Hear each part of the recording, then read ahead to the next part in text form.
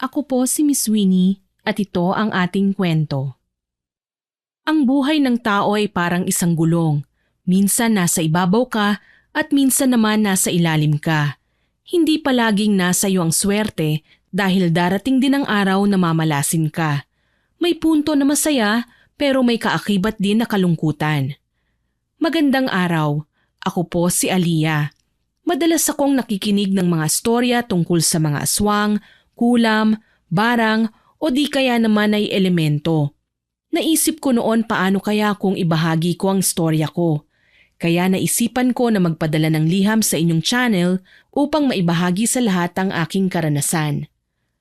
Bata pa lamang ako ay pangarap ko ng maging isang guro dahil nais kong maturuan ang lahat ng kabataan na magsulat at magbasa. Gayunpaman, hindi ko natupad ang aking pangarap dahil 10 taong gulang pa lamang si kuya nang bawian ng buhay ang aming ina at sumunod naman si tatay dahil hindi niya nakayanan ang pagkawala ni nanay. Si Kuya Kano ang tumayong magulang sa akin. Hindi niya ako pinabayaan at kahit nahihirapan na siya noon ay hindi niya sa akin ipinapahalata. Tanging pagbubuti at pagbubuhat ng mga gulay sa palengke ang naging trabaho ni kuya. Sa kaunting kita niya na yon ay nabuhay kaming dalawa at nakakakain ng 3 beses sa isang araw. Kita ko noon na nahihirapan si kuya, kaya naman kahit sa murang edad, natuto akong kumita ng pera. Nakikisama ako noon sa mga batang nagtitinda ng candy at basahan sa lansangan. Binibigyan kami ng 10 piso at pinakamalaki na ang 20 pesos. Pero sa kakarampot na pera na yon ay masaya na ako. Pwede na kasi namin yon ipambili ng bigas. Tapos bibili lang kami ng kalahating order ng ulam at pagkakasyahin na namin yon ni kuya. Sobrang hirap ng buhay pero nakasanayan na lang namin. Hanggang isang araw habang nagtitinda ako ng basahan, nakakita ako ng mga estudyanteng papasok sa eskwelahan. Napansin naman ni kuya na nakatingin ako kaya naman agad niya akong kinausap. Gusto mo bang ipasok kita sa eskwelahan? Di ba nais mong maging guro? Ngumiti ako kay kuya at tumango. Ngunit agad kong sinabi sa kanya na hindi na matutupad ang pangarap ko. Sinabihan niya naman ako na maaari pa daw matupad yun. Kung gusto ko raw ay gagawa siya ng paraan. Hindi na kuya, sa pagkain pa nga lang natin sa araw-araw ay hirap na tayo. Ano pa kaya kung papasok ako? Baka hindi mo na kayanin kuya, tsaka ayoko rin naman ipilit dahil alam ko naman na hindi natin kaya. Kita ko ang pagkadismaya sa mukha ni kuya at napayuko na lamang siya. Patawad bunso hindi ko mabigay ang lahat ng pangangailangan mo. Tanging bahay at lupa lang kasi ang naiwan sa atin nila nanay . Hindi ko rin naman kakilala yung mga kaanak natin. Hindi nga sila pumunta nung libing nila nanay . Kung hindi dahil kina kapitana, hindi mabibigyan ng libing sila nanay. Nagningning ang mga mata ko noon at agad na sinabi ko kay kuya ang aking naisip. Sinabi ko kay kuya na humingi kami ng tulong kay kapitana. Ngunit sinabi ni kuya na nakakahiya na raw lalo na at marami nang naitulong sa amin si kapitana. Nang mga oras na yon, hindi ko inintindi ang sinabi ni kuya. At nang umalis siya, ay agad akong nagtungo sa tahanan ni kapitana para humingi ng tulong. Naaawa naman siya sa kalagayan namin ni kuya at kinuha niya kami bilang tagalinis ng kanilang bahay kapalit ng pagkain, pera at pagpapaaral niya sa akin. Labis na saya ang naramdaman ko noon dahil nakapasok na ako sa eskwelahan. Ngunit makalipas ang 1 taon, namatay si kapitana. Ang mga anak naman niya ay hindi kami tinulungan dahil sa katuwiran na hindi raw nila kami kamag-anak. Huminto ako sa pag-aaral at hindi na ako umasa pa na makakatungtong muli sa paaralan.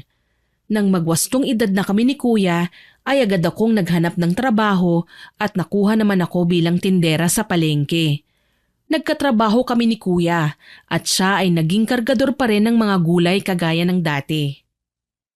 Sobrang nagsikap kami ni kuya at kahit na elementary lang ang natapos ko ay nagpapasalamat pa din ako dahil natuto akong bumasa at sumulat. Tinuruan ko rin naman noon si kuya kaya pareho kaming may kaunting kaalaman. Nung nabubuhay pa kasi ang mga magulang ko, walang ginawa si kuya kundi ang magbulakbol at hindi pumapasok sa eskwelahan. Kaya nga nang mamatay ang aming mga magulang, nagsisisi siya. Gayunpaman, huli na ang lahat. Kaya naman kahit na mahirap ang buhay, nagsusumikap kami ni kuya. Maaga man kaming naulila, nagpapasalamat pa rin kami sa Diyos dahil hindi niya kami pinabayaan. Sa paglipas ng mga araw, lumalaki na ang kita namin ni kuya at naisipan namin na mag-ipon para sa hinaharap. Laking pasasalamat ko noon dahil maaga kaming namulat sa mga nangyayari sa mundo. Naranasan namin ng mas maaga ang hirap, kaya naman porsigido kaming makaahon. Hanggang sa nakaipon kami ni kuya at nagsimula kami ng maliit na negosyo. Bumili kami ng mga punla na siyang itinanim namin sa likod bahay at nang maging mayabong na ay ibinenta namin. Naibalik agad ang kapital namin ni kuya at mas pinalago pa namin yun. Sa pagdaan ng mga araw, naisipan ko na magtinda ng lutong ulam, kaya naman naging 2 na ang hanap buhay namin ni kuya. Ako ang siyang nagtitinda ng lutong ulam at si kuya naman sa mga gulay. Doble ang kinita namin ni kuya at sobrang saya ng naramdaman namin hanggang sa nabibili na namin ang aming mga gusto. Grabe kuya, tama nga ang kasabihan na kapag may tiyaga, may nilaga. Natawa si Kuya Kano sa sinabi ko at ginulo niya ang aking buhok. Wala ka bang plano na bumalik sa pag-aaral at tuparin ang iyong pangarap na maging isang guro? Nanahimik ako bigla at hindi ko akalain na itatanong sa akin ni kuya ang bagay na yon. Agad ko naman na sinagot ang kanyang tanong at sinabi ko sa kanya na hindi na ako pwede pang mag-aral, lalo na at matanda na ako. Natahimik naman si kuya at sinabi sa akin na kung nais ko lang naman na maging mas maayos ang aming buhay. Nirespeto naman ni kuya ang desisyon ko at sinuportahan niya ako sa aking nais. Sa pagdaan ng araw, palagi nang dinudumog ang aming mga panindang lutong ulam at gulay. Sariwa kasi ang aming paninda at masarap naman ang lutong ulam. Marami kaming naging suki at ang tinubo namin sa aming paninda ni kuya ay inipon namin. Hanggang sa nakakuha kami ng maliit na pwesto at doon na namin inilagak ang aming mga paninda. Sobrang saya ko dahil dati, pangarap lang namin ni kuya na kumita ng malaking halaga at magkaroon ng negosyo gaya ng iba. Hindi ko akalain na matutupad ang lahat ng yon. Labis kaming nagpapasalamat ni kuya sa Diyos dahil hindi niya kami pinababayaan at nananatili kaming matatag. Nanggaling man kami sa walang-wala, ngunit nagawa namin na makaraos at makaahon kahit papaano sa paghihirap na aming dinanas. Hindi ko alam noon na makakamit namin kung ano man ang tinatamasa namin dahil hindi talaga namin lubos maisip na magagawa namin ni kuya na makarating sa kinaroroonan namin ngayon. Marami man kaming pinagdaanan na hindi maganda nung bata pa kami ay lubos pa rin ang pagpapasalamat namin dahil hindi pa rin kami pinababayaan ng may kapal. Sa pagdaan ng araw, dumami ang aming mga suki at isa na roon si Ate Tanya. Laki sa marangyang buhay si Ate Tanya, pero mas pinili niya ang manirahan sa aming lugar dahil simple lamang daw ang pamumuhay. Madalas tumambay si Ate Tanya sa pwesto namin at palagi ko siyang nakakakwentuhan.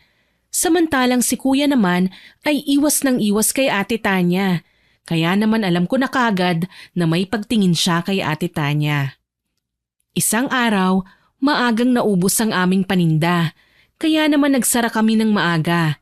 Pag-uwi namin ng bahay ay kaagad kong kinausap si kuya. Nung una ay nag-aalinlangan pa ako na tanungin si kuya dahil baka magalit siya sa akin, lalo na at para bang personal na yon. Ngunit nilakasan ko pa rin ang aking loob at kaagad ko siyang kinausap. Pansin ko lang kuya, parang iwas na iwas ka kay Ate Tanya. May gusto ka sa kanya no? Kitang-kita ko ang pamumula ng tenga ni kuya na palatandaan na kinikilig siya at nahihiya. Hindi pa agad na sumagot si kuya at akala ko pa hindi na siya sasagot sa tanong ko sa kanya. Ang tagal niya kasing sumagot na para bang nag-aalinlangan siya.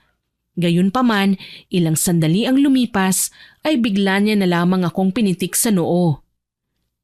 Aba, manahimik ka nga, Aliyah. Masyadong disente si Tanya para sa akin. At isa pa, mukhang hindi rin naman ako papasa sa kanya. Kaya huwag ka magsalita ng ganyan at nakakaya. Natawa ako sa naging sagot ni kuya sa akin at napailing-iling ako. Inasar ko pa siya at pinipilit na umamin, ngunit paulit-ulit niya akong sinasaway. Sabi ko na nga ba may gusto ka talaga sa kanya Subukan mong ligawan kuya. Ano bang malay mo? Baka magustuhan ka. Wala namang mawawala sa'yo, di ba? Kiniliti-kiliti ko pa si kuya sa tagiliran, ngunit pinagalitan niya lamang ako. Masama niya akong tinitigan at muli pa akong pinitik sa noo. Kaya naman napadaing ako. Sinabihan niya ako na wag raw akong maingay kay Ate Tanya at baka lumayo na raw yun sa kanya. Pinilit ko naman si kuya na umamin sa akin at nagsabi naman siya ng totoo. Gusto nga niya si Ate Tanya. Kilig na kilig ako noon at napapatili na lang dahil sa kwentong pag-ibig ng aking kuya. Wala naman kasi akong manliligaw noon at kapag may nagtatangka naman ay agad akong pinapagalitan ni kuya kahit na nasa tamang edad naman na ako. Masyado kasing maalaga si kuya sa akin at palaging ako ang kanyang inaalala bago ang kanyang sarili. Minsan pa nga, sinasabihan ko siya na unahin ang sarili niya bago ako, ngunit pinagagalitan niya lamang ako at sinabi niya sa akin na obligasyon niya raw ako. Matapos ang araw na yun ay palagi ko nang inaasar si kuya kay Ate Tanya. Hiyang-hiya si kuya sa tuwing sinasabi ko kay Ate Tanya na may paghanga si kuya sa kanya. Kapag umuwi kami ng bahay ay pinagagalitan naman ako ni kuya at pinagsasabihan. Ay naku, ikaw Aliyah ha. Sinabihan na kita na huwag ka magsasalita ng ganun kay Tanya. Nakakaya lalo na't maraming nakakarinig. Napasinghap naman ako at napahilamos ng aking muka dahil sa sinabi ni kuya. Kuya, kailan ka ba kasi aamin kay Ate Tanya? Palagi na lang kasing ganyan Baka mamaya maunahan ka ng iba, bahala ka. Natahimik naman si kuya at napailing na lamang. Hindi niya ako sinagot sa mga sinabi ko at pumasok lamang siya sa kanyang silid. Naiinip na ako noon at hindi ko na mahintay pa si kuya na umamin kay Ate Tanya. Kaya naman sinabi ko na talaga kay Ate Tanya ng diretsyo yun. Ngunit hindi niya ako pinaniwalaan. Alam mo Aliyah, hindi ako naniniwala sa'yo.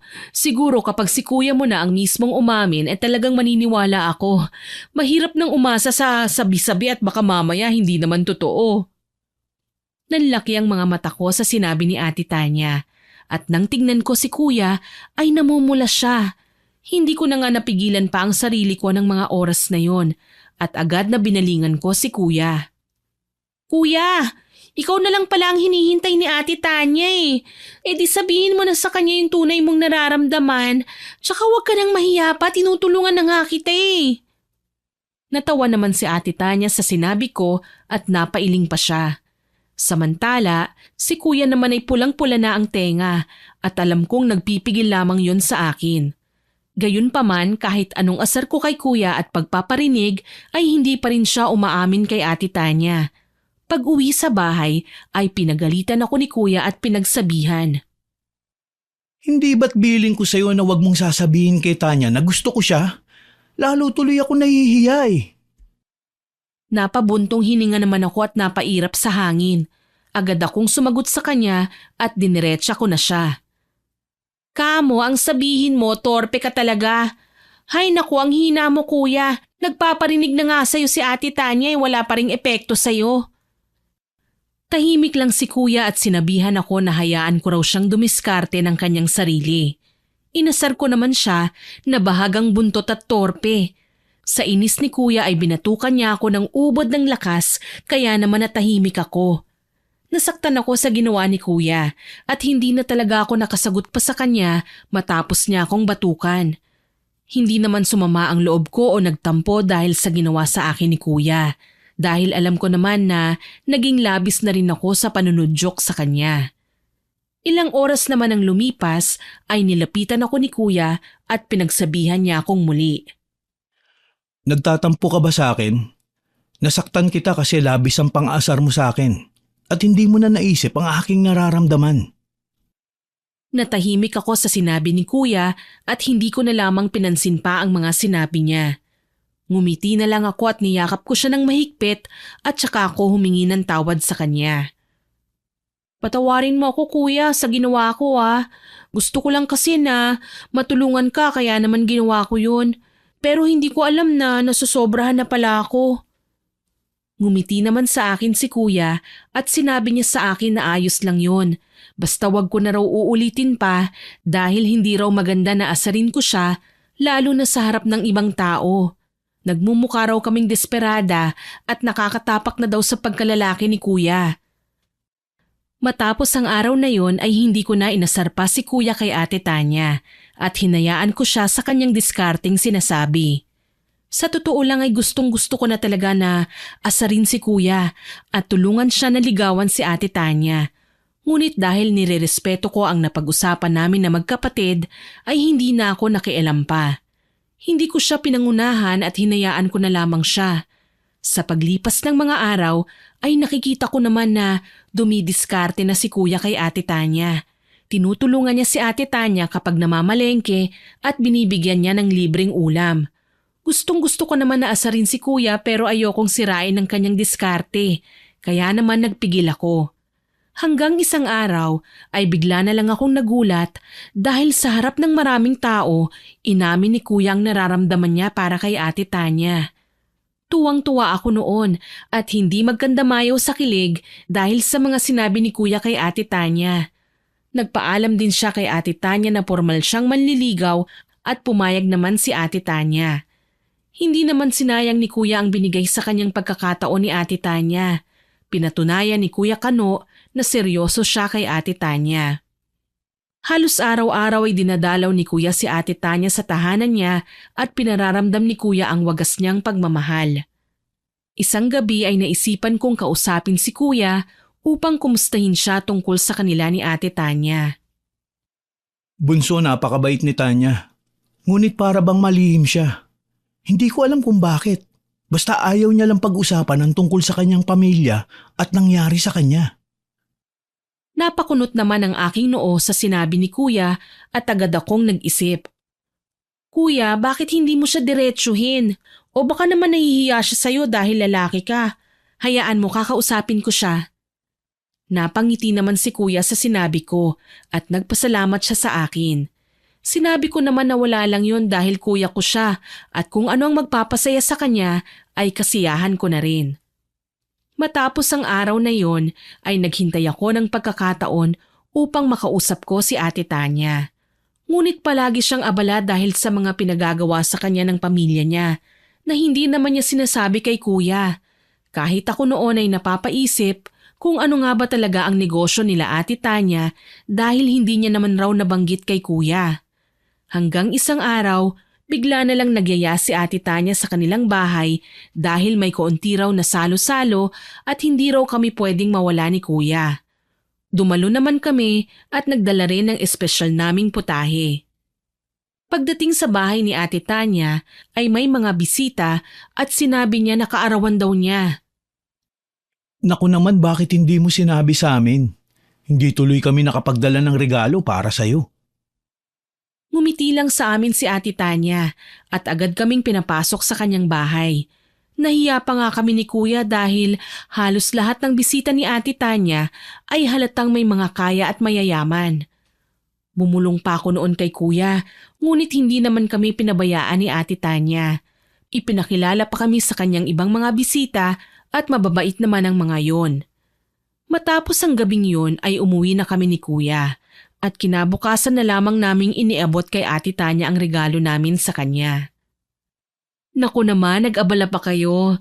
Hindi na dapat kayo bumili, pero salamat ha. Napangiti si Ate Tanya nang makita ang regalo namin sa kanya at kinuha ko na ang oras na yon para makausap siya ng masinsinan. Pumayag naman si Ate Tanya na magkausap kami at tinanong ko na siya. Anong negosyo niyo, Ate Tanya? Bakit palagi kang abala at saka wala ka bang tiwala kay kuya kaya hindi ka bukas o nagsasabi sa kanya? Natahimik naman si Ate Tanya at napakunot ang kanyang noo. Masama niya akong tiningnan at nagsalita. Sa amin na lang yun ang kuya mo at hindi ka dapat nakikialam sa usapan namin. Natahimik ako sa naging sagot ni Ate Tanya sa akin at napataas pa rin ang kanyang boses na ikinagulat ko. Agad na tinanong ko si Ate Tanya kung galit ba siya sa akin dahil sa tanong ko sa kanya. Ngunit kaagad niyang sinabi na hindi siya galit. Inulit-ulit ko pa yan sa kanya, ngunit gumiti lamang siya at ginulo ang aking buhok. Hindi naman sa nakikialam ako sa inyo, ate ah. Gusto ko lang na hindi kayo naglilihim ni kuya sa isa't isa at sana maunawaan mo ko. Tumango naman si Ate Tanya sa akin at niyakap ko naman siya ng mahigpit. Nagsumikap si kuya at napasagot si Ate Tanya hanggang sa nagbunga ang lahat ng kanyang paghihirap dahil sinagot siya ni Ate Tanya. Sobrang tuwa ni kuya at masaya ako para sa kanya. Ngunit buhat ng maging magkasintahan sina kuya at Ate Tanya, madalas nang naglilihim sa akin si kuya. Kaya naman kinausap ko siya. Ayaw kasi ni Tanya na ipaalam pa sa'yo, lalo na at lakad namin yung dalawa. Sana naman hindi ka magtampo. Napabuntong hininga ako sa sinabi ni kuya sa akin at hindi ako makapaniwala na si Ate Tanya pa talaga ang nag-uudyok kay kuya na maglihim sa akin. Sa puntong yun ay naiinis na talaga ako kay kuya dahil ayoko talaga sa lahat ay ang masikreto at sinungaling. Alam mo kuya, para kang walang sariling utak. Hindi ba't nangako tayo na hindi maglilihim? Kung ganyan din naman, magkahiwalay na lang kayo. Napasigaw na ako ng mga oras na yun dahil sa inis at tampo na aking nararamdaman. Agad naman akong pinagsabihan ni kuya at nasampal pa niya ako sa kauna-unahang pagkakataon. Kailan ka pa natutong sumagot sa akin? Ano naman kung maglihim ako dahil kay Tanya? Masyado ka ng pakialamera at hindi na siya natutuwa. Natahimik ako sa sinabi ni Kuya Kano at hindi na lamang ako sumagot. Nagtungo ako sa aking silid at hindi ko siya pinansin ng ilang araw dahil sa sobrang inis ko sa kanya at syempre hindi ko rin matanggap na nasampal niya ako. Gayunpaman, nang mapansin ni Ate Tanya na hindi kami nagpapansinan ni Kuya, ay agad siyang gumawa ng paraan. Huwag na kayong magtampuhan. Alam ko naman na ako ang dahilan kaya kayo nag-aaway eh.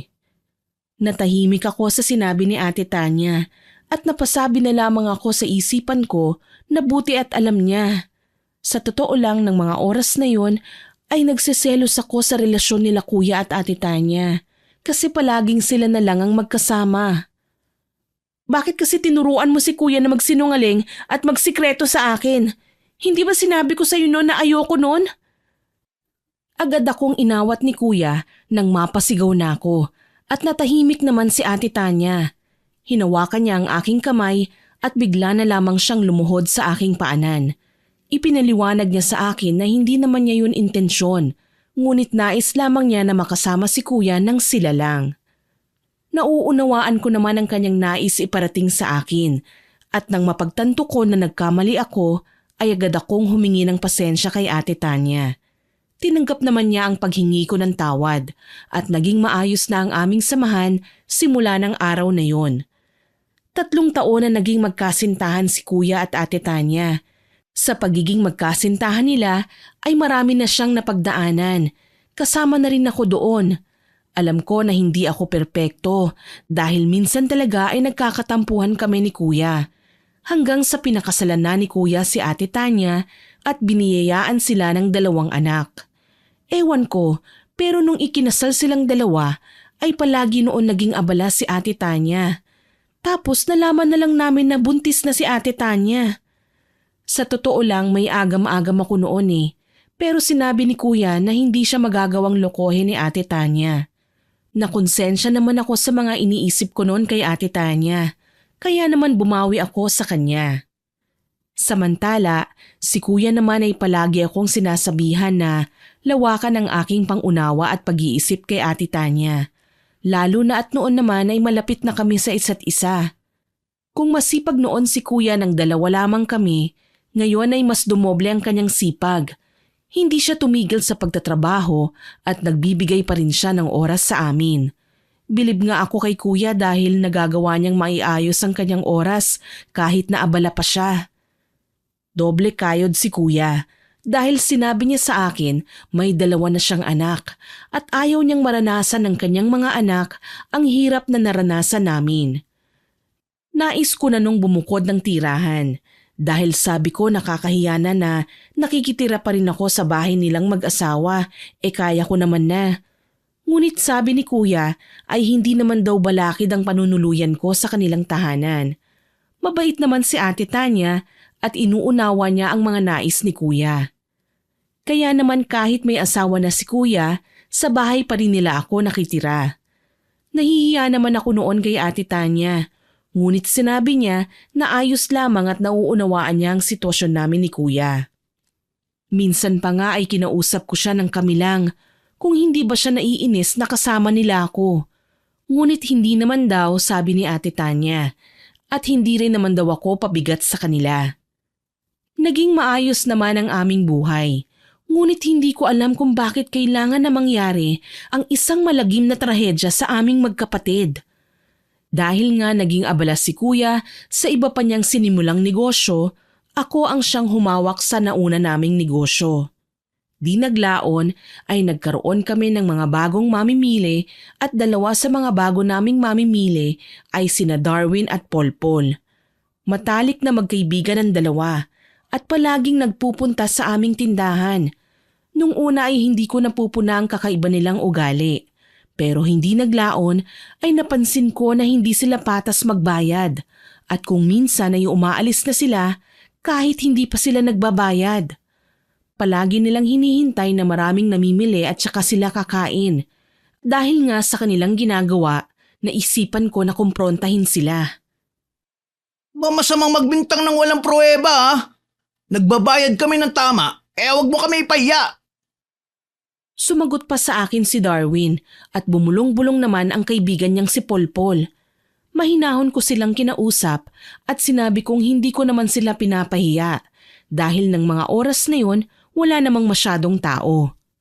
Gayunpaman, nagalit ang 2 at magwawala pa sana. Ngunit biglang dumating si kuya. Tinanong niya kung ano ang nangyayari kaya naman agad kong sinabi sa kanya ang ginawa ng 2. Pinagsabihan naman sila ni kuya at hindi na pinabalik pa sa tindahan. Umalis na nga silang 2 at kailanman ay hindi na nga sila bumalik pa. Ngunit buhat ng araw na yon, natatakot akong umuwi ng mag-isa dahil sa pag-iisip na baka gumanti ang magkaibigan. Hanggang isang araw, ginabi na ako sa pagsasara ng tindahan dahil marami pa akong ginagawa. Habang naglalakad pa uwi, ay naramdaman ko na tila ba may sumusunod sa akin. Dumadagundong na ang aking dibdib dahil sa kabang nararamdaman ko ng mga oras na yun. Hindi ko alam kung bakit ganun na lang ang aking nararamdaman. Ilang sandali ang lumipas, nakumpirma ko ang dahilan ng kabang aking nararamdaman. Bigla na lang kasing sumulpot sa aking harapan sila Darwin at kita ko sa kanilang kilos na hindi sila gagawa ng mabuti. Padaanin niyo ako! Uuwi na ako sa bahay namin at ayoko ng gulo. Natatakot na ako ng mga oras na yun. Hindi ko alam kung ano ang sasabihin ko sa kanila dahil ayokong ipakita na kinakabahan ako. Ganun pa man, tinawanan lamang nilang 2 ang aking sinabi at masama akong tinitigan. Ilang sandali lang ay lumapit sa akin si Polpol at bigla niya na lang akong sinikmuraan, kaya naman nanghina ako. Rinig na rinig ko ang sinabi ni Darwin na pagsasamantalahan daw nila ako at ang araw na yon ang hinding-hindi ko na malilimutan. Gaya ng sinabi nila, dinala ko nila Darwin sa isang abandonadong kubo at sigaw ako ng sigaw ng mga oras na yun. Sinubukan kong makipaglaban, ngunit sadyang mas malalakas sila sa akin. Pinunit nilang pareho ang suot kong damit at inangkin ang aking katawan.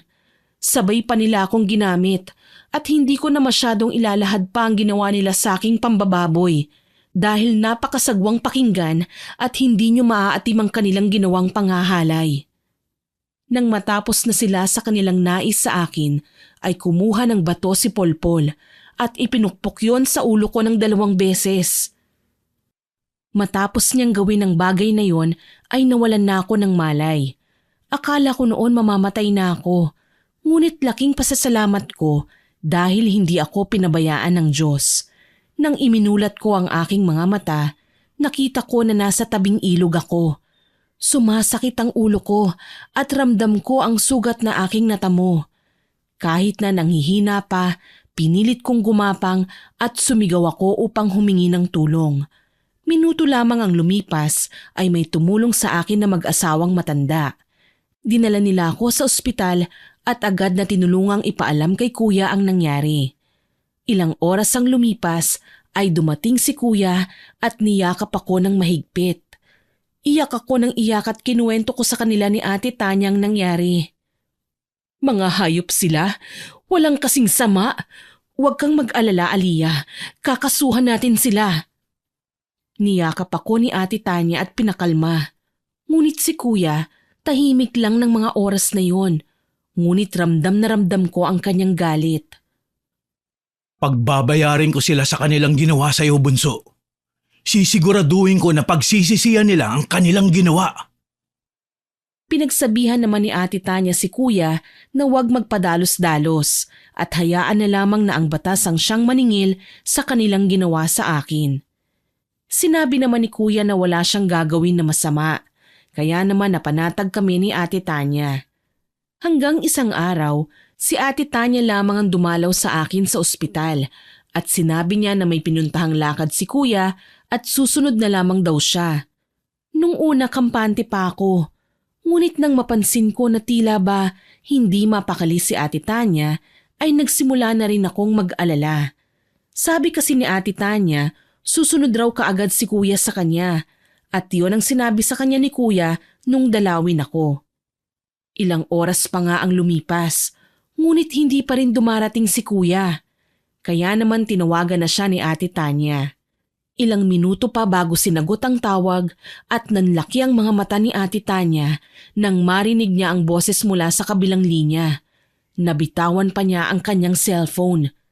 Dahan-dahang umagos ang luha sa kanyang mga mata at alam ko na may hindi magandang nangyari ng mga oras na yon.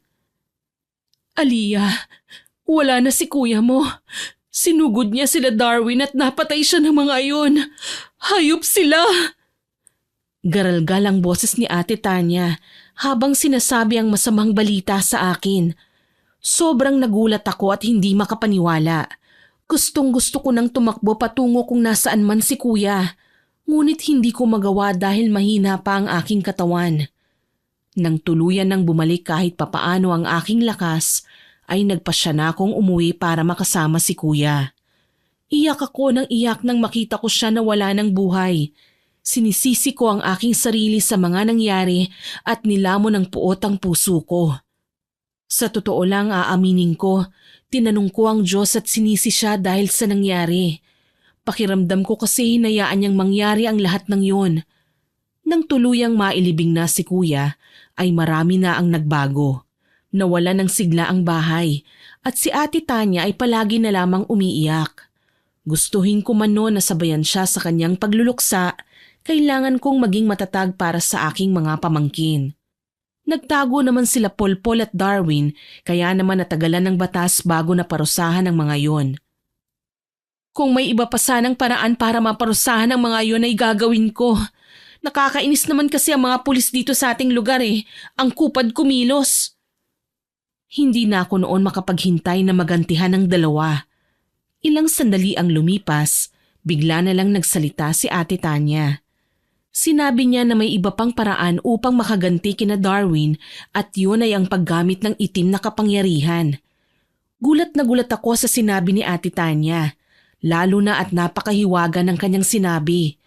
Agad ko naman siyang sinagot at sinabi ko na hindi ako marunong ng bagay na kanyang sinabi. Napabuntong hininga naman si Ate Tanya. Marunong akong gumamit ng itim na kapangyarihan at kaya kong balikan ang mga pumatay sa kuya mo. Nagulat ako sa sinabi ni Ate Tanya dahil hindi naman halata sa kanyang muka na marunong siya ng ganoong bagay. Agad ko naman siyang tinanong kung bakit hindi niya gamitin upang gantihan ang dalawang nagkasala sa amin. Ngunit sinabi niya sa akin, hindi raw basta-basta ang pambabarang. Kailangan daw isaalang-alang ang lahat.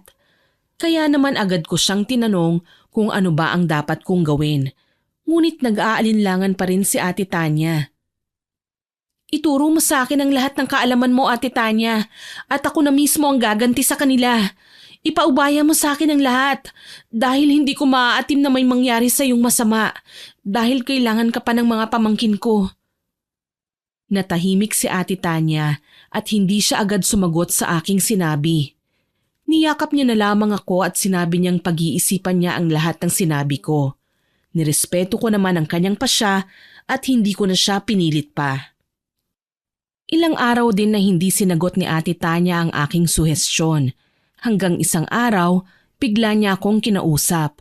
Sinabi niya sa akin na handa na siyang turuan ako. Basta't desidido akong matuto at handa akong harapin ang mga maaaring baliknon sa akin. Walang pag-aalinlangan na sumunod ako sa kanyang nais at nangako ako sa kanya na hindi ko sisirain ang pagtitiwalang ibinigay niya sa akin. Napangiti naman si Ate Tanya sa akin at nagpasalamat sa aking mga salita.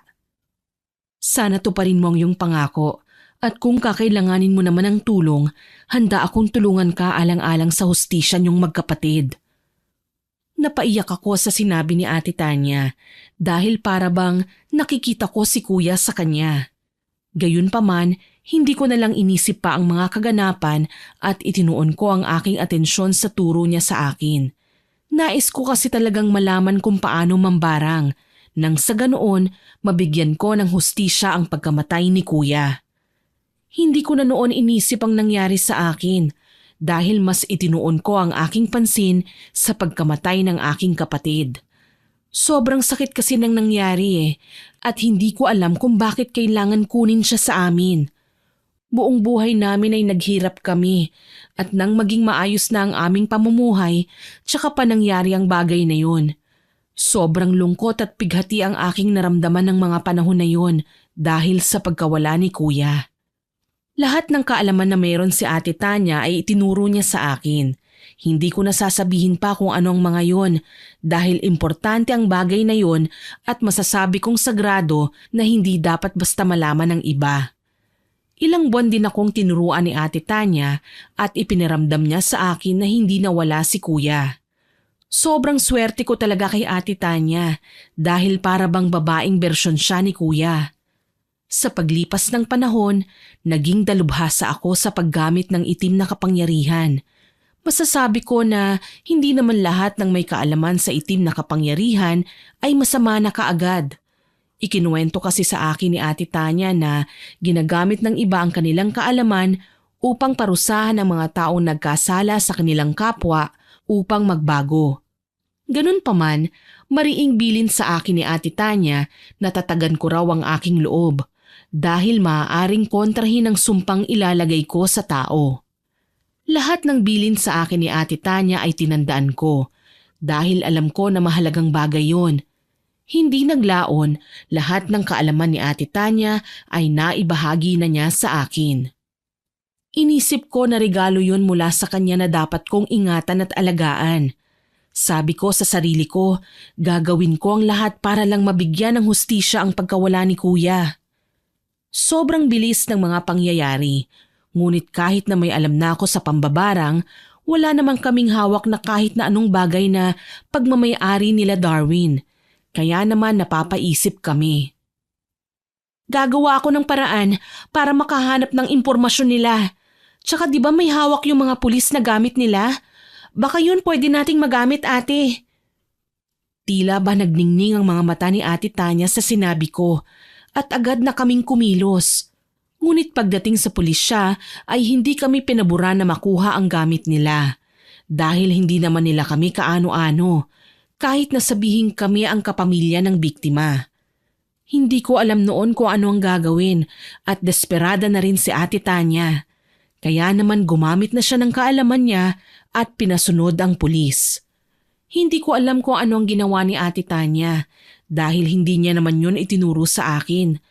Para lamang daw kasi yon sa kanila na may dugong babaylan. Nang makuha namin ang aming kailangan ay agad na umuwi kami ni Ate Tanya. Sinimulan ko ang aking pagriritual. Tumutulong din si Ate Tanya sa akin. Ngunit sa kalagitnaan ng aming pag-oorasyon ay bigla akong nakaisip ng mas magandang plano. Bakit ka huminto? Sabi ko sa'yo, huwag kang hihinto, makakasama yun sa'yo. Bigla naman akong napasukan ng dugo, ngunit hindi ko yun ininda. Nais ko na hanapin ang kanilang kinaroroonan para makita ko kung paano sila maghihirap at nais kong harap-harapan ko silang parurusahan. Natahimik naman si Ate Tanya at napatitig sa aking mga mata.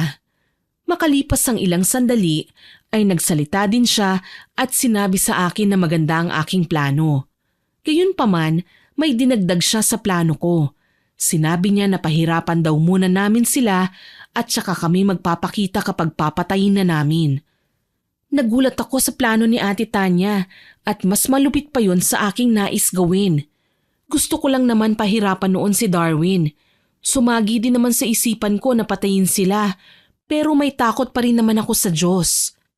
Pagkatapos ng araw na yon ay sinikap kong mahanap ang pinagtataguan nila Darwin. At nang mahanap ko na ay isinagawa ko ang ritual. Kitang-kita ko kung paano pumasok sa tenga niya ang alupihan. Napadaing pa siya, ngunit agad din naman na nakalabas ang aking alaga at nagtungo sa akin.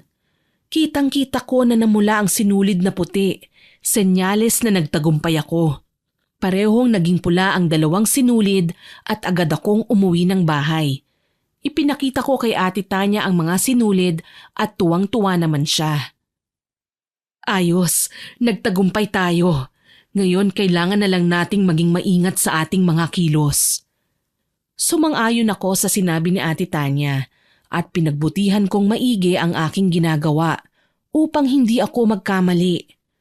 Matapos ang araw na yun, gabi-gabi ay dinadasalan ko ang aking alagang insekto at mas lalo kong pinahihirapan sila Darwin. Hindi ko na ilalahad kung anong orasyon ang aking ginagawa dahil sagrado nga yun. Makalipas ang 3 linggo ay nagtungo ako sa tahanan ni Darwin upang magmasid at nanlaki ang aking mga mata dahil may albularyo sa kanilang bahay. Dali-dali akong umuwi at sinabi ko kay Ate Tanya ang aking nalaman. Mabilis naman na kumilos si Ate Tanya at tinulungan ako upang matalo ang albularyo. Sa totoo lang, nahirapan pa kaming dalawa dahil malakas din ang albularyo. Sumuka na nga ako ng dugo at lumabas na ang dugo sa aking ilong. Ngunit hindi nagpatalo si Ate Tanya. Wala siyang humpay sa kanyang pag-oorasyon at sinabayan ko naman siya hanggang sa natalo namin ang albularyo. Sobrang saya ang aming naramdaman dahil nagtagumpay kaming matalo ang manggagamot. Ganun pa man, segundo lamang ang lumipas, bigla na lang akong nawalan ng malay. Nang magising ako ay laking gulat ko dahil puno ng usok ang paligid. Kaya naman napatayo kagad ako. Tinanong ko naman noon si Ate Tanya na nasa tabi ko. Anong nangyayari, Ate Tanya? Bakit nababalutan ng usok ang paligid? Napatingin naman si Ate Tanya sa akin at agad niyang inabot ang isang baso na may laman na hindi ko gusto ang amoy. Maayos na bang pakiramdam mo? Mukhang hindi kinaya ng katawan mo kanina ang ginawa ng albularyo. Pero huwag kang mag-alala dahil hindi ko pababayaan na mapahamak ka. Sige na, inumin mo na yan upang mabilis na bumalik ang iyong lakas. Napatango na lamang ako sa sinabi ni Ate Tanya at ininom ang kanyang inabot sa akin. Nalasahan ko naman yun at napakapait kaya naman halos masuka ko. Ngunit tiniis ko na lamang ang lasa upang bumalik kaagad ang aking lakas. Ilang araw din akong mahina at nakahiga lamang sa kama. Ngunit dahil sa pag-aalaga sa akin ni Ate Tanya, ay mabilis akong gumaling. Laking pasasalamat ko dahil nasa tabi ko siya at hindi niya ako pinabayaan. Nang tuluyan ng bumuti ang aking pakiramdam, ay bumalik na ako sa pag-oorasyon. Ramdam namin na mahina na ang aming pinarurusahan. Kaya naman, pinlano ko na kung paano ko papaslangin ang 2 pumatay kay kuya. Pero bigla na lang namatay ang alaga kong insekto. Senyales yon na nagtagumpay ang taong binabarang ko na malabanan ng sakit na nilagay ko sa kanya. Inis na inis ako noon at sinisisi ko ang aking sarili sa nangyari. Ngunit kaagad akong pinakalma ni Ate Tanya. Ganun pa man, hindi lang doon natatapos ang kamalasan sa aming buhay. Bumalik ang sakit na ginawa namin ni Ate Tanya. Ngunit hindi sa amin, kundi sa aking pamangkin na noon ay maliliit pa. Aligaga kami ni Ate Tanya dahil sa nangyari. Kaya naman sa halip na maituon ang atensyon namin sa pambabarang sa dalawa ay nahinto kami. Umuwi agad ng probinsya si Ate Tanya at ipinagamot sa kanyang kaanak ang dalawa niyang anak. Sumama naman ako dahil hindi rin talaga ako makakampante hanggang sa gumaling ang aking mga pamangkin. Para bang nabunutan ako ng tinik sa aking lalamunan nang malaman ko na maayos na ang pakiramdam ng aking mga pamangkin. Mabuti na lang nagawang magamot si Diana, pati na rin si Bunso. Kinabahan talaga ako eh. Buwisit sila Darwin, nagawa pa nilang makontra at maibalik ang nilagay natin na sakit sa kanila. Pinakalma ako ni Ate Tanya at sinabi niya sa akin na babawi kami. Lalo na at tinuruan siya ng bagong pamamaraan ng pambabarang. Napangiti ako at natuwa dahil sa ibinalita sa akin ni Ate Tanya. Alam ko na marami ang nagsasabi dyan na dapat itigil na namin ang aming ginagawa at iasa na lang sa batas ang lahat. Ngunit masyado na kaming maraming nagawa, kaya naman ayaw na namin na umatras pa. Bukod pa doon ay naumpisahan na rin namin yun at ayaw namin na itigil pa kung ano man ang aming nagawa na. Naisip ni Ate Tanya na manatili muna kami sa probinsya upang maaral namin pareho ang makabagong pamamaraan ng pambabarang. Sobrang desidido kami ni Ate Tanya noon na mapatay sila Darwin dahil nadamay na rin kasi ang mga bata. Itinuon namin ang aming atensyon sa tinuturo sa amin. Inaral namin ang lahat at tinandaan namin yun nang sa ganoon ay maisagawa namin ang aming ikalawang plano. Nagtagal din kami sa probinsya nila Ate Tanya at makalipas ang mahigit 2 linggo ay bumalik na kami ni Ate Tanya sa bahay. Ngunit iniwan na namin ang 2 bata sa probinsya upang hindi sila madamay sa aming gagawin. Desidido na rin kasi na tumulong si Ate Tanya, maparusahan lang ang 2 pumaslang kay kuya. Naisip ko naman na wag muna naming pagsabayin ng 2 upang mabilis naming maisagawa ang plano. Sumang-ayon naman si Ate Tanya sa aking suhestyon at sa pagkakataon na yun, sinabi namin sa aming sarili na magtatagumpay na kami. 2 kami ni Ate Tanya na nag-oorasyon at nagriritual ng mga oras na yon. Inuna namin si Darwin dahil siya ang mas malapit sa amin. Gaya ng naunang pambabarang, ganun pa rin ang aming ginawa. Ngunit sa pagkakataon na yun, mas malalang sakit at mas makapangyarihan na ritual ang aming ginawa. Sabay kami ni Ate Tanya na nag-oorasyon at nagriritual. Wala kaming sinayang na sandali dahil nais namin na mapabilis ang pagkamit namin ng tagumpay. Makalipas ang 1 linggo, inutusan ako ni Ate Tanya na magtungo sa bahay ni Darwin upang siguraduhin kung ano na ang kanyang kalagayan. Pagtungo ko sa lugar ng kanyang tinitirhan ay sinabi sa akin ng mga kapitbahay nila na matagal na raw siyang lumipat. Uminit ang ulo ko dahil sa nalaman ko at napamura pa ako. Mabilis ko namang kinalma ang sarili ko at nagtanong-tanong ako kung saan maaaring lumipat si Darwin. Ngunit walang nakakaalam. Pauwi na sana ako noon nang bigla kong nakita si Darwin na bumibili ng yosi sa tindahan at may tungkod na siyang gamit-gamit, kaya naman napangiti ako. Naalis ang inis ko at palihim ko siyang sinundan. Ngunit sa kalagitnaan ng pagsunod ko sa kanya, bigla na lang siyang nawala. Napabuntong hininga ko at nainis. Pabalik na sana ako nang bigla na lang akong harangin ni Darwin. Aliyah, buhay ka? Paano? Pinatay ka na namin, di ba? Paano ka nabuhay? Tinawanan ko naman siya at sinipa sa paa, kaya naman napahiga siya sa lupa. Yun ang alam nyo! Bakit nyo pinatay ang kuya ko? Tsaka ano ang kasalanan namin sa inyo para gawin nyo sa amin ang mga kahindik-hindik na bagay na yon? Natahimik naman si Darwin at lumuhod siya sa aking paanan. Kaagad siyang nagpaliwanag at labis akong nagulat sa lahat ng kanyang isiniwalat. Hindi ko alam kung paniniwalaan ko ba siya o hindi. Marahil nagtataka na kayo at napapaisip kung anong sinabi ni Darwin sa akin.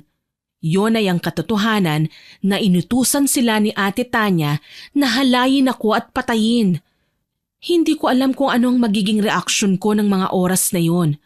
Pero hindi ko alam kung bakit parang naniniwala ako kay Darwin kahit na malapit ako kay Ate Tanya. Hindi kita pipilitin kung di ka maniniwala sa akin. Pero sinasabi ko sa'yo, inutusan lang niya kami. Ngayon ginagamit ka niya upang mapatay kami ni Polpol para hindi namin masabi sa'yo ang totoo. Gulat na gulat talaga ako at hindi ako makapaniwala sa mga nalalaman ko. Bakit hindi mo sinabi sa akin ng mas maaga? At bakit naman ginawa niyo yun kay kuya? Nanlaki ang mga mata ni Darwin at sinabi sa akin na hindi sila ang pumatay sa kuya ko. Lalo na at hindi nila magagawa ang bagay na yun. Sinabi ko naman na may nakuhang gamit nila kaya naman imposibleng wala silang kinalaman. Ngunit nakipagmatigasan si Darwin sa akin at sinabi niya pa na handa siyang humarap sa pulis upang ituro ang tunay na salarin. Ganun pa man, sinabi ko na lamang kay Darwin na kailangan ko ng pruweba at agad niyang ipinakita sa akin ang larawan ni Ate Tanya na kasama sila habang nagbabayad ng pera. Hindi ako makapaniwala sa aking mga nakita at nabigla talaga ako, lalo na at ang laki ng tiwala ko sa aking hipag. Napatanong pa ako kay Darwin kung ano ang motibo ni Ate Tanya para gawin sa amin ang mga kagimbal-gimbal na bagay na yon. Ngunit nagkibit balikat lamang si Darwin. Kinuha ko ang lahat ng impormasyon ng mga taong pumaslang kay kuya at hindi ko sinabi kay Ate Tanya na nakita ko si Darwin. Pag-uwi ko sa bahay, hindi ko alam kung paano ko haharapin si Ate Tanya dahil sa aking mga nalaman. Pakiramdam ko kasi noon, nagsasabi talaga ng totoo si Darwin. Ngunit hindi ko pa siya lubusang pinaniniwalaan dahil hindi pa ako kumbinsido sa lahat ng kanyang sinabi at ipinakita sa akin. Anong ginawa mo? Bakit ngayon ka lang? Nakita mo ba si Darwin? Ano, tagumpay ba tayo? Pinilit kong maging kalmado sa mga oras na yon at hindi ko ipinahalata sa kanya na may alam na ako. Agad na sinabi ko kay Ate Tanya na lumipat na si Darwin ng tirahan at hahanapin ko na lamang ang bago niyang pinagtataguan. Nakumbinsi ko naman siya at sinabi pa niya na magpahinga na ako. Sumunod lang ako noon kay Ate Tanya. Ngunit sa tuwing may pinapainom siya sa akin ay nagkukunwari lamang ako na iniinom ko yon. At pagtalikod niya ay agad ko yung tinatapon. Buhat kasi nang sinabi sa akin ni Darwin ang lahat ng yon, hindi na ako nagtitiwala pa kay Ate Tanya. At sa tuwing mag-oorasyon ay palagi akong umaalis at sinasabi ko na lamang na hinahanap ko ang tirahan ni Darwin. Ganun pa man, sa tuwing umaalis ako ng bahay ay nag-iimbestiga naman ako tungkol sa mga taong sinabi ni Darwin sa akin na pumatay raw kay kuya. At naghanap na rin ako ng mga taong may kaalaman sa lihim na karunungan upang maging handa ako kung sakali man na maglaban kami ni Ate Tanya. Alam ko kasi kung gaano kalakas si Ate Tanya. Kaya naman habang mas maaga pa, kahit na hindi ako sigurado, ay pinaghahandaan ko na yon. Wala namang kasing mawawala, hindi ba? Alam ko na marami ang nagsasabi sa inyo na bakit ko paniniwalaan ang taong gumahasa sa akin. Ngunit wala namang masama kung iimbestigahan ko kung totoo nga ba ang lahat ng yon. Kalaunan nga ay nakilala ko ang isa sa mga sinasabi ni Darwin na pumatay kay kuya. At nang makausap ko siya, kumpirmado, si Ate Tanya nga ang may pakana ng lahat. Hindi ko na alam ang gagawin ko ng mga oras na yon. Wala naman akong maisip na dahilan ni Ate Tanya para gawin sa amin ang ganoong bagay. Ngunit ika nga, hindi masasagot ang aking mga katanungan kung hindi ko aalamin ang katotohanan mula kay Ate Tanya. Agad na kumuha ko ng ebidensya upang hindi na siya makapagdahilan pa sa akin at makapagsinungaling. Pag-uwi ko sa bahay ay agad kong ipinakita sa kanya ang lahat ng nalakap kong impormasyon. Totoo ba? Bakit mo nagawa sa amin ni Kuya ang lahat ng yon? Wala naman kaming kasalanan sa'yo. Paano mo nagawa yun? Sobrang sama mo!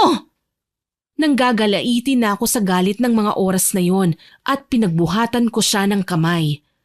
Wala naman akong nakuhang sagot mula sa kanya. Hanggang ilang sandali ang lumipas, bigla na lamang siyang tumawa ng napakalakas. Sa puntong yun, nakita ko na tila ba ibang-iba siya sa ate Tanyang nakilala namin ni Kuya. Para siyang demonyita na tumatawa at nanlilisik ang kanyang mga mata na siyang dahilan kaya naman nagtayuan ang balahibo ko sa aking katawan. Gusto mo bang malaman ang katotohanan kung bakit ko pinatay ang kuya mo at bakit ko inutusan sila Darwin na gahasain at patayin ka? Nanlaki ang mga mata ko sa mga sinabi niya. Hindi ako makapaniwala na sinasabi niya ang lahat ng yon habang nakangiti pa. Tinanong ko siya kung bakit niya ginawa yon at ano ang kanyang dahilan. Sinabi sa akin ni Ate Tanya na nais niya akong mawala sa kanilang buhay dahil palagi na lang akong iniisip ni Kuya. Hindi ko lubos maisip na ang katulad niyang mukhang anghel ay isa palang demonyita. Tawa siya ng tawa at sinabi niya sa akin na sinaktan daw siya ni Kuya nang malaman ng aking kapatid na siya ang dahilan kaya ko pinagsamantalahan. Nais na rin ni Kuya noon na makipaghiwalay sa kanya. Kaya naman naisipan niyang ipabaldado si Kuya. Ngunit napatay si Kuya ng kanyang mga inutusan. Kaya naman nag-isip siya ng paraan upang mailihis sa kanya ang lahat ng pakana niya. Sana sinabi mo na lang sa akin na ayaw mo ako sa poder niyo. Hindi mo na sana ginawa ang lahat ng yun. Kawawa naman si Kuya at ang mga bata. Bigla namang natigilan si Ate Tanya at sinabi niya sa akin na hindi naman daw anak ni Kuya ang dalawang bata. Anak daw niya yon sa ibang lalaki. Ngunit tinanggap lamang ni Kuya dahil mahal na mahal siya. Para bang binuhusan ako ng malamig na tubig sa katawan dahil sa mga isiniwalat sa akin ni Ate Tanya. Sumagi agad sa isipan ko kung bakit niya ako tinuruan at mabilis niya naman akong sinagot. Ginawa niya raw yon upang gamitin ako sa lahat ng kanyang mga plano at kapag nagtagumpay na siya ay papatayin niya naman ako na hindi niya nagawa noon. Hindi ko nakasalanan na bubita ka at utu-uto. Paniwalang paniwala ka sa mga sinabi ko sa'yo at pagpapaawa. Hindi ko na napigilan pa ang sarili ko ng mga oras na yon. Agad kong kinuha ang kutsilyo sa aking harapan. Akmang itatarak ko yon sa kanyang dibdib nang pinagpiestahan naman ako ng mga alaga niyang bubuyog. Halos kainin na ng mga bubuyog ang buo kong katawan, pero mabilis ko yung nalabanan gamit ang mga alaga kong alupihan. Nagawa kong mapatay ang pinuno ng mga bubuyog na alaga niya, kaya naman natalo ko ang mga yon. Hindi naman makapaniwala si Ate Tanya na handa ako sa kanyang gagawin. Kitang-kita ko ang pagtataka sa kanyang mga mata. Nagtataka ka no? Sa tingin mo ba kukumprontahin kita kung hindi ako handa? Nagkakamali ka dahil handa ako laban sa'yo. Natahimik naman siya at napatingin sa akin ng masama. Ilang sandali ang lumipas, bigla na lamang siyang nagpalit ng anyo bilang isang hindi kaaya-ayang nilalang. Nagkatawang aso siya, malaki, mahaba ang kuko, mapupula ang mga mata at mabalahibo. Hindi ko alam kung anong klase siyang nilalang, pero alam ko lang demonyo siya na dapat kong mapatay. Alam ko noon na dehado ako dahil lahat ng kaalaman na meron ako ay galing sa kanya. Kaya naman nag-alinlangan ako. Ngunit sinabi ko sa sarili ko na kahit mapatay ako sa laban na yon ay ayos lang basta ang mahalaga ay mapaslang ko rin siya. Sumugod sa akin si Ate Tanya at pinatungan niya ako.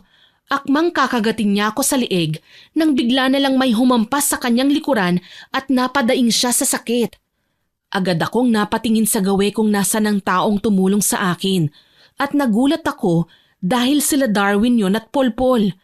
Agad na lumapit sa akin si Darwin at akmang tutulungan akong tumayo. Ngunit tinabig ko ang kamay niya. Huwag mo munang pairalin ang galit mo sa amin.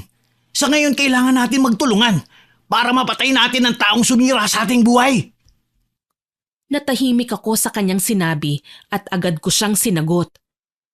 Kung hindi niyo sinunod ang utos niya at sinabi niyo sa akin ng mas maaga, hindi sana mangyayari ang lahat ng naganap na. Agad kaming inawat ni Polpol at sinabi niya sa akin na ipapaliwanag nila ang lahat kapag nakaligtas kami laban kay Ate Tanya. Isinantabi ko na lang muna ang galit at puot ko sa kanilang dalawa upang mapagtuunan ko ng pansin si Ate Tanya.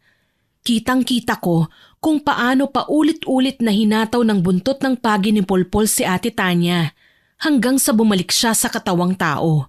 Nagmamakaawa siya sa akin, ngunit mabilis na nagsalita si Polpol. Hindi ka dapat kaawaan dahil marami ka nang napatay. Una, ginamit mo ang aming pamilya upang mapasunod mo kami na halain si Aliyah. Ginamitan mo pa kami ng orasyon mo. Tapos sa amin mo ibinintang ang pagkamatay ni Kano na ikaw naman mismo ang may gawa. Sa lahat ng nandito, ikaw lang ang may kasalanan, demonyita ka! Hindi ko alam kung ano ang mararamdaman ko ng mga oras na yon dahil sa mga sinabi ni Polpol. Tumawa naman ang ubod ng lakas si Ate Tanya at tumayo siya.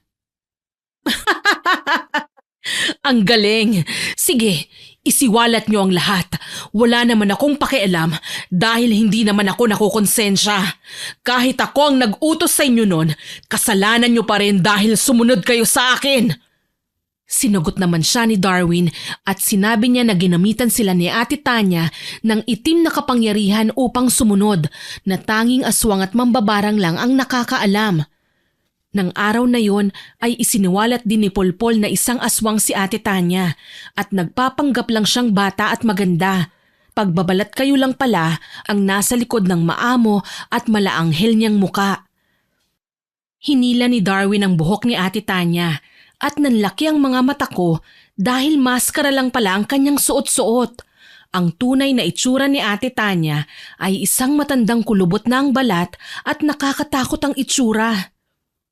Kasing pangit ng mukha mo ang ugali mo. Hindi na ako magtataka kung bakit ang pangit ng budhi mo dahil sumasailalim lang yon sa iyong pagmumuka. Natahimik si Ate Tanya sa mga sinabi ko. Ilang sandali ang lumipas ay hindi na ako nakapagsalita pa at ganoon din si Darwin. Alam ko na agad na si Ate Tanya ang may gawa sa amin ng bagay na yon. Kaya naman mabilis ko siyang nilabanan. Hindi man ako nakakapagsalita ay nagamit ko naman ang aking kaalaman na natutunan ko sa ibang babaylan. Galit na galit siya nang marinig niya akong makapagsalita muli at labis ko siyang ininsulto. Kaya naman mas lalo siyang nagalit sa akin. Sinugod niya ako at kahit pasugatan na siya ay para bang hindi niya yon iniinda. Hindi naman ako magawang tulungan nila Darwin dahil bukod sa pinatikom ni Ate Tanya ang kanyang bibig ay hindi rin sila makagalaw. Kaya naman sa mga oras na yon, tanging ako lamang ang siyang makakatulong sa aking sarili. Nang madaganan ako ni Ate Tanya ay agad na pinisil ko ang kanyang sugat sa katawan. Nang mapadaing siya sa aking ginawa, ay ubod ng lakas ko siyang tinulak kaya naman napahiga siya sa lupa. Agad akong umusal ng orasyon at pinakilos ang aking mga alagang alupihan. Kitang-kita ko na pumasok yun sa kanyang tenga at ilong. Pilit pa niyang tinatanggal ang mga alaga ko, ngunit dinumog na siya ng mga yon. Kitang-kita ko kung paano niya hanapin ang pinuno ng mga alaga ko, ngunit hindi niya makita yon. Walang iya ka, Aliyah. Sa tingin mo magagawa mo kong matalo? Kahit kailan hindi mangyayari yon. Manigas ka! Ikaw ang papatayin ko, kasama ng 2 hampas lupang ito! Galit na galit siya sa mga oras na yon. Ngunit alam ko na kumikilos na ang aking mga alaga sa kanyang katawan. Hinihintay ko na lamang na lumabas ang mga yon. Ngunit ilang sandali ang lumipas, paglabas ng aking mga alaga ay inapakan yun ni Ate Tanya, kaya naman bahagya akong nanghina. Hindi ko naman pinahalata sa kanya ang nangyari at mas ginalit ko pa siya dahil nais kong makita kung ano pa ang mga kaya niyang gawin. Ilang sandali ang lumipas, bigla na lamang akong napaluhod dahil sa kanyang ginawang orasyon. Hindi naman ako nagpatalo at nilabanan ko siya.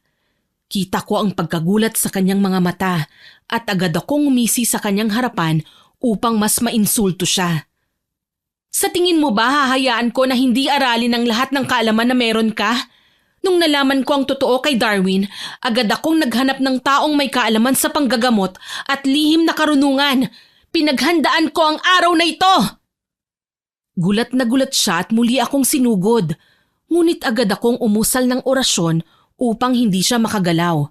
Sinambit ko ang dasal at pinapasok ko sa loob ng kanyang katawan ang pinuno sa mga alaga kong alupihan.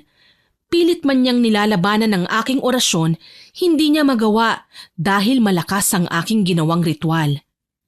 Hindi mo ako mapapatay! Kayo ang papatayin ko! Matapos niyang sabihin ng mga katagang yon ay bigla na lang siyang nangisay sa lupa at lumabas naman ang alaga ko. Kitang-kita ko kung paano bumula ang bibig niya at paglabas ng dugo sa kanyang ilong. Hindi ako makapaniwala na nagawa ko siyang malason sa pamamagitan ng aking alaga. At muli namang nakagalaw sina Darwin at Polpol. Sabi ko sa iyo, Aliyah, inosente kami ni Polpol. Oo, nakilala mo kami bilang masasamang tao. Ngunit buhat nang makausap kami ng kuya mo, nagbago na kami. Nagpaliwanag sa akin si Darwin at ganun rin si Polpol. Gayunpaman, hindi ko pa rin sila lubusang napapatawad dahil may kasalanan pa rin naman sila sa akin. Akala ko noon tapos na nang mailagay ko ang lason sa katawan ni Ate Tanya. Akala ko mapapatay ko siya, ngunit hindi pa rin pala. Habang nag-uusap kasi kami ni Darwin, bigla na lang akong tinulak ni Polpol at siya ang nasaksak ni Ate Tanya. Sobrang bilis ng pangyayari at hindi ko alam kung ano ang aking mararamdaman.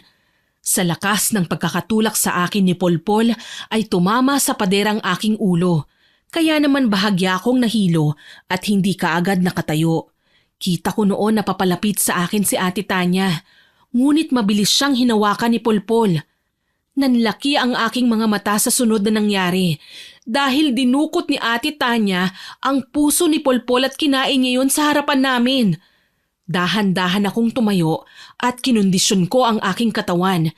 Malabo pa ang aking paningin ng mga sandaling yon, ngunit nagdesisyon ako na sugurin siya. Pero mabilis naman akong pinaalis ni Darwin. Umalis ka na, Aliyah! Iligtas mo ang iyong sarili, ako nang bahala dito! Hindi ko pa sana nais iwan si Darwin dahil alam kong makukonsensya ako.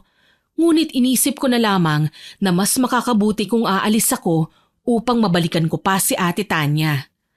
Tumakbo ko palabas ng bahay kahit na nanlalabo ang aking mga mata.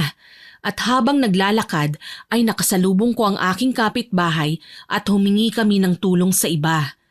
Dali-daling nagtungo sa bahay namin ng mga tao. Ngunit katawan na lamang nila Darwin at Polpol ang naroon at wala na si Ate Tanya. Labis akong natakot noon sa aking nakita at dahil nga sa mga nangyari, inimbestigahan ako ng mga pulis. Sinabi ko naman ang lahat ng nangyari, ngunit hindi nila ako pinaniwalaan. Ako ang siyang pinagbintangan na pumatay sa dalawa at inilagay pa ako sa kulungan ng mga baliw dahil nasisiraan na raw ako ng ulo. Hindi ko alam kung ano ang gagawin ko noon, ngunit nagpakabait na lamang ako. At dahil wala naman silang sapat na ebidensya na ako talaga ang pumatay sa dalawa, ay nakalaya na rin ako. Akala ko noon makakapagsimula na ako ng bagong buhay, pero paulit-ulit kong naaalala ang mga nangyari. Kaya naman sa isip ko noon, hindi pa tapos ang lahat. Kailangan kong mapatay si Ate Tanya at mabawi ang aking mga pamangkin. Lumapit ako sa mga kakilala kong albularyo at babaylan. Tinulungan nila akong hanapin ang kinaroroonan ni Ate Tanya at nagkaharap nga ulit kaming dalawa. Aba, nakalabas ka na pala sa kulungan ng mga baliw? Ang lakas naman ng loob mo na humarap pa sa akin samantalang tinakasan mo sila Darwin. Paulit-ulit niya akong ininsulto, ngunit walang pakundangan kong sinaksak ang kanyang leeg ng punyal na hawak-hawak ko. Nagulat siya sa aking ginawa, ngunit binunot niya lamang ang punyal at sinakal ako. Iniangat niya ako sa ere at binitawan. Ramdam ko ang tila ba pagkabali ng aking buto sa likod, pero mabilis akong tumayo at umayos. Nasaan ang mga pamangkin ko? Ilabas mo sila! Babawiin ko ang mga pamangkin ko! Tumawa naman siya at agad na pinakita sa akin ang isang timba. Halos bumaligtad ang aking sikmura nang makita ko ang katawan ng dalawa kong pamangkin na pinira-piraso. Nakilala ko lamang sila dahil sa kanilang ulo na nakahiwalay na rin sa kanilang katawan. Hindi ko napigilan ang aking sarili at nasuka ko sa aking nakita. Sobrang karumal-dumal ang kanyang ginawa sa mismong mga anak niya. Maingay Kaya ayan, pinatahimik ko na sila. Ang hirap dahil dalawa sila at malikot pa. Pero nagtagumpay naman ako. Gusto mo bang isama kita dyan tapos sunugin ko kayo? Para naman magkakasama ko kayong ihahagi sa dagat? Parang baliw na si Ate Tanya ng mga oras na yun at kinuha pa niya ang ulo ni Diana at ginawa niya yung bola. Wala kang kasing sama! Ano naman ang ginawa sa'yo nila Diana at mismong anak mo ay pinatay mo? Demonyo ka talaga! Natahimik ako at hindi ko man lang nagawang lapitan ng aking mga pamangkin dahil sa karumal-dumal na kanilang sinapit sa kamay ng sarili nilang ina. Para bang nanghihina ako dahil sa nakita ko. Hindi talaga ako makapaniwala na magagawa niya yun. Oh, ano naman kung anak ko sila? Bunga lang naman sila ng pang-aalipusta sa akin. Akala ko nga magbabago na ang aking buhay nang makilala ko ang kuya mo.